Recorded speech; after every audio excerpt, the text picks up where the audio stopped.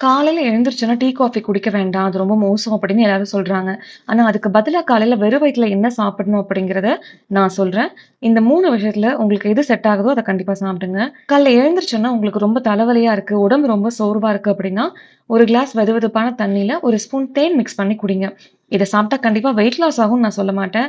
ஆனா, தேன்ல இருக்கக்கூடிய நல்ல மைக்ரோ நியூட்ரியன்ட்ஸும், நல்ல சர்க்கரையும் உங்களுக்கு நெறைய எனர்ஜி குடுக்கும். நாள் ஃபுல்லா உங்கள ஆரோக்கியமாவும், சுறுசுறுப்பாவும் வச்சிருக்கும். உங்க ஜீரண சக்தியும் நல்லா இருக்கும்.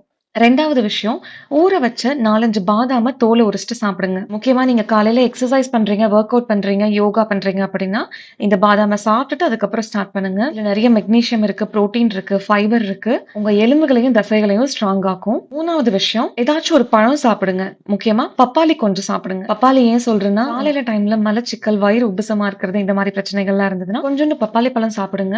இது உங்களோட வயிறு உப்புசம், மலச்சிக்கல் இது எல்லா பிரச்சனையும் சரி பண்ணும். அது மட்டும் இல்லாம இது உங்க கெட்ட கொழுப்பையும் கம்மி பண்ணிட்டு, உங்க இதயத்தையும், உள்ளுறுப்புகளையும் ஆரோக்கியமா வச்சுக்கும். இது மட்டும் இல்லாம காலையில வெறும் வயித்துல சாப்பிடுறதுக்கு இன்னும் நெறைய சூப்பர் ஃபுட்ஸ்லாம் இருக்கு. அடுத்த வீடியோல சொல்றேன்.